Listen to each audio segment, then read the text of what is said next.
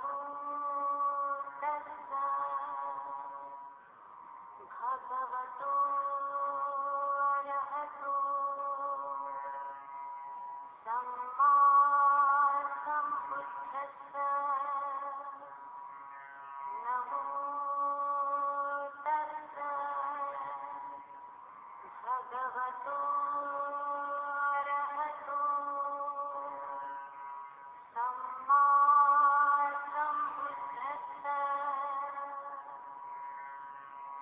नमो तस्सा भगवतो अरहतो सम्मा सम्बुद्धस्सा। नमस्ते भारतवासियों, धम्म ज्ञान चैनल पर आपका सहर्ष स्वागत है। आपका दिन मंगलमय हो। नमो बुद्धाय। आज की वीडियो में हम सुत्त पिटक के दीघ निकाय के शीलखंडक वग्ग में आए पोटपाद सुत्त के बारे में जानकारी देंगे। वीडियो अंतिम तक देखिए। वीडियो ज्यादा से ज्यादा शेयर करें। तो शुरू करते हैं। पोटपाद सुत्त। ऐसा मैंने सुना है, एक समय तथागत बुद्ध श्रावस्ती में अनाथ पिंडक के आराम जेतवन में विहार करते थे। उस वक्त पोटपाद नाम का एक परिव्राजक पास की एक धम्मशाला में रुका था। श्रावस्ती जाते वक्त पोटपाद के पास तथागत बुद्ध चले गए। तब परिव्राजक के परिषद में राजकथा, चोर कथा तथा ग्राम कथा आदि व्यर्थ कथाओं की चर्चा चल रही थी। तथागत ने पूछा, पोटपाद किस कथा में इस समय बैठे थे? क्या कथा बीच में चल रही थी? पोटपाद ने तथागत से कहा, भंते जाने दीजिए उन कथाओं को जिस कथा में हम इस समय बैठे थे। ऐसी कथा भंते भगवान को पीछे भी सुनने को दुर्लभ न होगी। लेकिन आज भंते अभिसज्ञा निरोध कैसे होता है, इस पर आपका विचार क्या है? पोटपाद, मैं ऐसी बातों को अंधविश्वास समझता हूँ। लेकिन पोटपाद, तू अनुपम साधना के बारे में जानता है या नहीं, जिस वजह से साधक निरोध समापत्ति नाम की अवस्था प्राप्त करता है। उसके साथ ही तथागत ने शील और समाधि के बारे में भी बताया। उसके बाद तथागत ने कहा, निरोध समापत्ति क्या है? तो पोटपाद, इस समापत्ति से अभिसज्ञा का संपूर्ण निरोध होता है। तब उस साधक के मन में यह विचार उत्पन्न होता है कि मेरा चिंतन करना बुरा है और चिंतन न करना भी अच्छा है।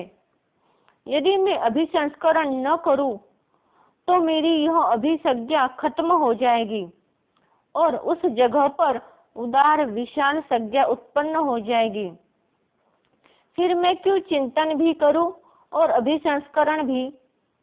मैंने चिंतन नहीं किया और अभिसंस्करण भी नहीं किया तो संज्ञा समाप्त हो जाती है और उस जगह पर उदार सज्ञापन नहीं होता है। फिर वो निरोध की तरफ जाता है और उसे अभिसज्ञा निरोध वाली संप्रज्ञात समापत्ति उत्पन्न होती है। उसके बाद उधर सज्ञा और आत्मा पर प्रश्न उत्पन्न हुए और तथागत ने उसका भी विवेचन किया।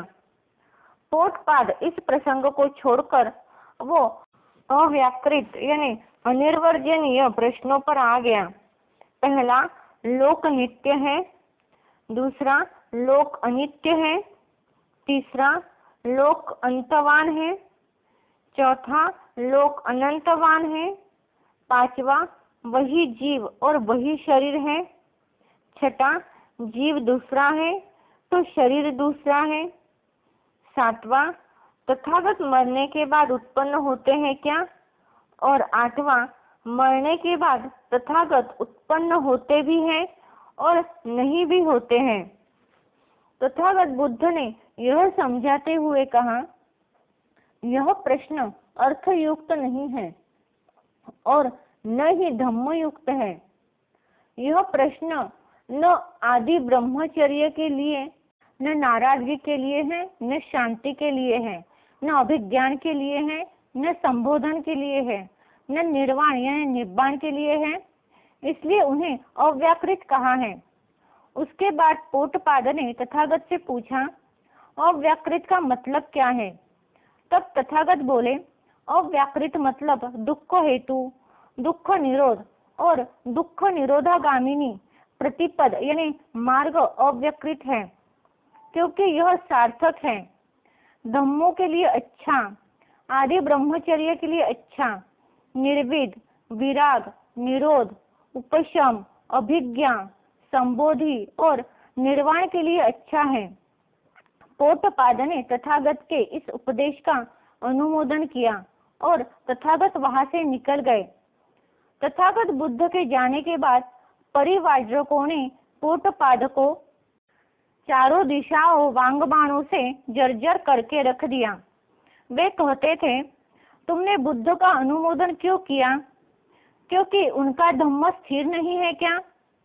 इसके बाद 2 दिन पश्चात पोटपाद और चित्तहस्ती सारिपुत्र तथागत बुद्ध के पास गए और सारी बातें तथागत को बता दी। तब तथागत बोले, पोटपाद, परिव्राजक आंखें होते हुए भी अंधे हैं। उसमें सिर्फ तू ही आंख वाला है, देखने वाला है।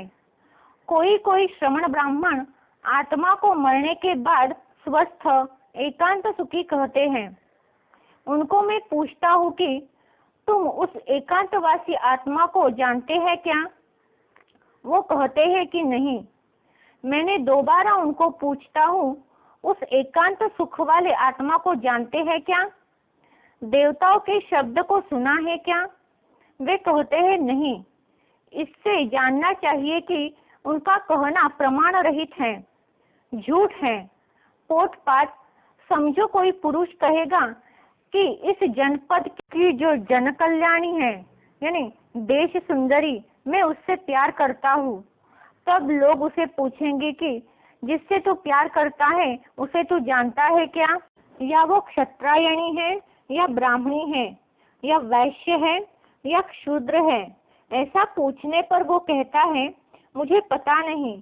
दोबारा उससे पूछा कि तू जिससे प्यार करता है उसका नाम क्या है, उसका गोत्र कौन सा है, वो कद से लंबी है या नाटी है या मध्यम शरीर यष्टि की, काली है या सावली है या गेहूं के रंग की, वो ग्राम में रहती है या नगर में?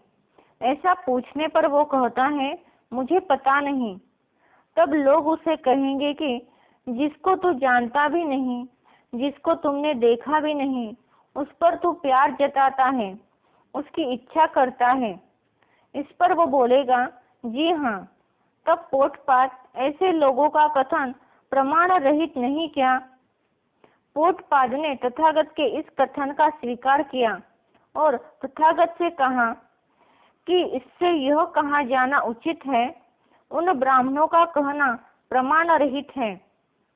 तब तथागत बुद्ध ने 3 प्रकार के शरीर के बारे में बताया। पहला स्थूल, दूसरा मनोमय, तीसरा अरूप। स्थूल शरीर महाभूतों का बना हुआ है।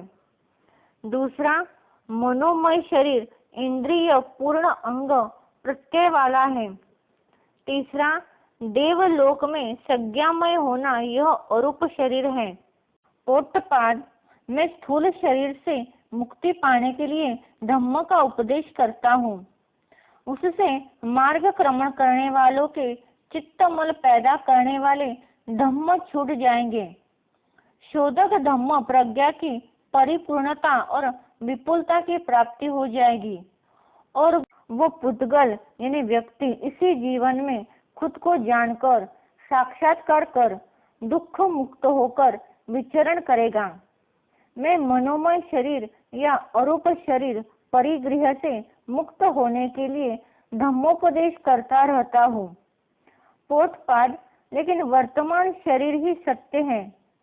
साधु साधु साधु, इसलिए पोटपाद और चित्तहस्तीसारपुत्र, इन दोनों ने तथागत बुद्ध से प्रव्रज्या और उपसंपदा ग्रहण की।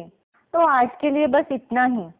अगले वीडियो में हम शुभ सुत्त, केवट्य सुत्त, लोहित्य सुत्त, तेविज्य सुत्त के बारे में जानकारी देंगे।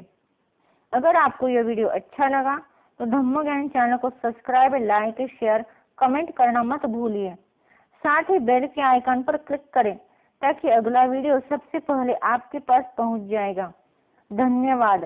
Keep supporting.